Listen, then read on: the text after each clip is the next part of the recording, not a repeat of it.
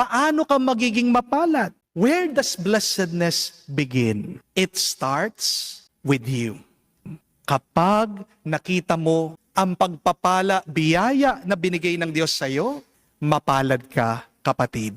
Tingnan niyo po ang ating Panginoong Jesucristo sa Ebanghelyo. Paano nag-umpisa ang mabuting balita? The Gospel said, Jesus saw the crowd.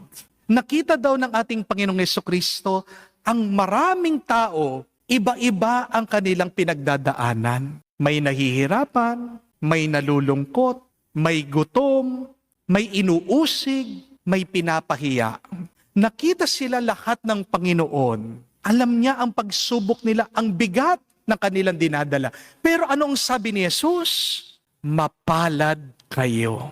Ang nakita ng ating Panginoon ay yung grasya sa gitna ng kanilang pagsubok. At pinapaalala sa atin ng Panginoon, paulit-ulit, blessed are you, mapalad kayo. Yan ang ating narinig sa ating Panginoong Jesucristo. Sinabi niya, mapalad kayong mga umiiyak, mga inaapi, iniinsulto, mapalad kayo. Bakit?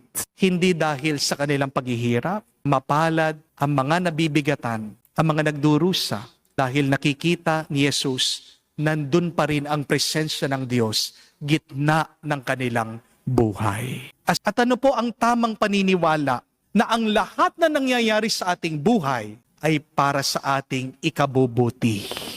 That is true faith. That everything that is happening to me, everything that I am experiencing is for my own good.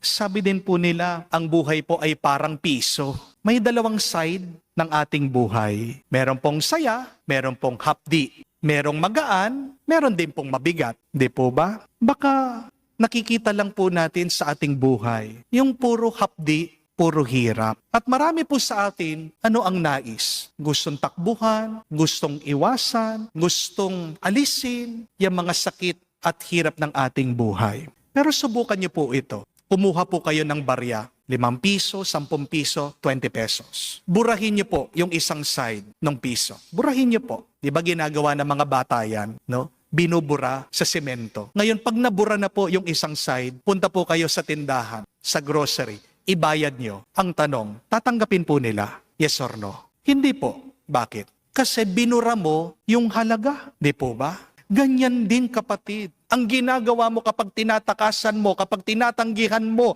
kapag inaayawan mo yung mga pagsubok na binibigay ng Diyos sa iyo, gamitin mo yung sakit na yan bilang lakas mo. Gamitin mo yung pagsubok na yan para itulak ka niya na magpatuloy sa buhay. Kapag papasalamat ka sa mga binibigay ng Diyos sa iyo, kahit na yan ay problema, pagsubok, diyan gumagaan ang pakiramdam mo. Amen? Pero kapag nagrereklamo ka sa gitna ng iyong mga pagsubok, diyan ka lalong mabibigatan, diyan ka lalong mahihirapan. Palagi kang magpasalamat sa Diyos. Kapag meron ka ng mahirap na pinagdadaanan, kasi isa lang ibig sabihin, bilib na bilib siya sa iyo at alam ng Diyos na kakayanin mo. Amen?